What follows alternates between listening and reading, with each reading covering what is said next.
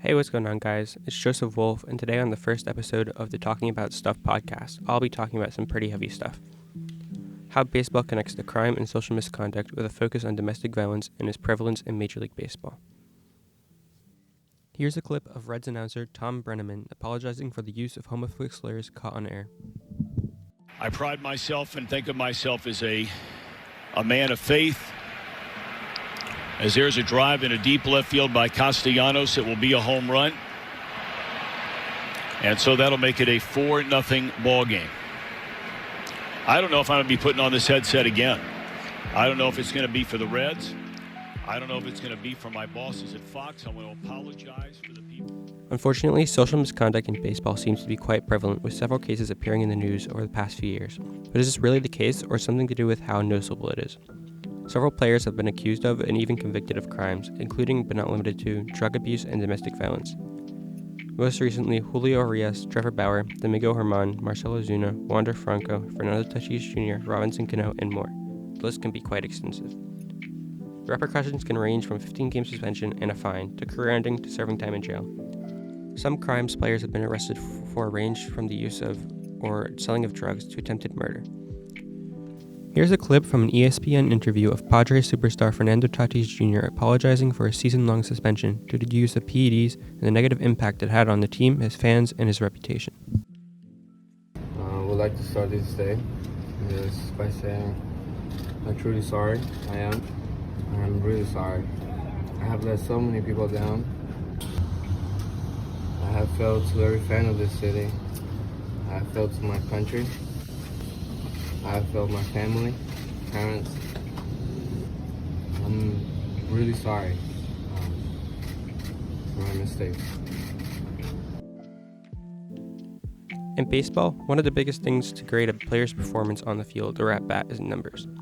The great thing about numbers is they can show how good a player is at one specific thing on an unbiased level. The bad thing about numbers is that they can be used to paint a picture. When it comes to PEDs, 82 players have been suspended since 2005. 19 players have been suspended for domestic violence charges from 1997. Players have been arrested for driving under the influence, drug smuggling, assault, trespassing, shoplifting, third-degree assault, and disorderly conduct. Others in the field, such as announcers or coaches, have received penalties for public indecency and the use of racial and homophobic slurs.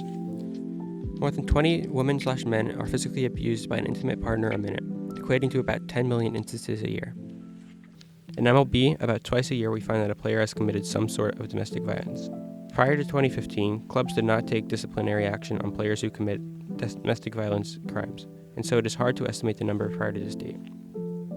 There are about 1,057 American players in Major League Baseball according to country of birth, and there are about 340 million American citizens. This means about 0.002% of American baseball players commit some form of domestic violence a year, and compared to the 2.9% of Americans who commit some sort of domestic violence. If we compare these numbers to the NFL, it was found that between 2015 and 2017, 13.8% of player arrests were related to domestic violence cases.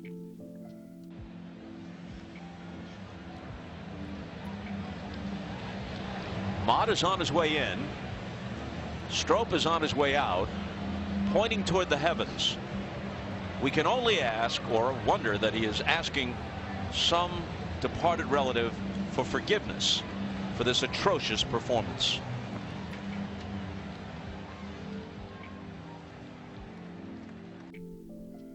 So what do these numbers mean? Are baseball players innately evil? Is this number high? How accurate do these numbers carry over the rest of the league? It can sometimes be hard to translate numbers to facts, especially when you seem to be hearing about how this player did that and that player did this, seemingly appearing so often in the news. But how common is this really? Something psychologists have come up with to explain how we jump to conclusions based on feelings instead of the facts right in front of us is called illusory correlation. According to University of Wisconsin-Madison researchers Lauren and Gene Chapman, we are more likely to perceive a connection and share that connection, as we are more likely to recall events than non-events. Some common examples of this are joint pain when it rains or lunacy during the full moon. Many people believe these are true, but they have been disproved by science. One thing that can lead to these perceptions that baseball players seem to commit crimes is media presentation and social media personalities voicing their opinion on cases that are not set in stone. Media representation can lead to drastic effects on players' careers and changing public perceptions. Part of the problem is that MLB is trying to expand its influence and trying to grow its audience. Victims are still alienated, and the acceptance of players who've committed crimes in the past back into the sport can push people away. Players often get away with heinous actions, such as in 2000 when Pedro Estachio pleaded guilty to punching his pregnant wife. Zero action by the Rockies nor the commissioner's office was taken. While this tends to paint a dark and sad picture for MLB, this is just a minority of the players. In the end, the amount of MLB players who commit crimes are just a small minority that seems to be so high because of how they stand out from the crowd so easily. October is Domestic Violence Awareness Month, and it serves as a powerful reminder that we must address this pressing issue, not just in the world of sports, but in our communities as well. By raising awareness, supporting survivors, and promoting education, we can work towards creating a safer environment for everyone. Trying to finish this podcast out on a positive note, there are many players who try to do good and help people out. Foundations such as the Pete Alonso Foundation or the Ozzy Albies Foundation try to help out the community and foster good connections. Anyway, that's all the time I have for today. Thanks for listening to the Talking About Stuff podcast. I hope you have a great rest of your day.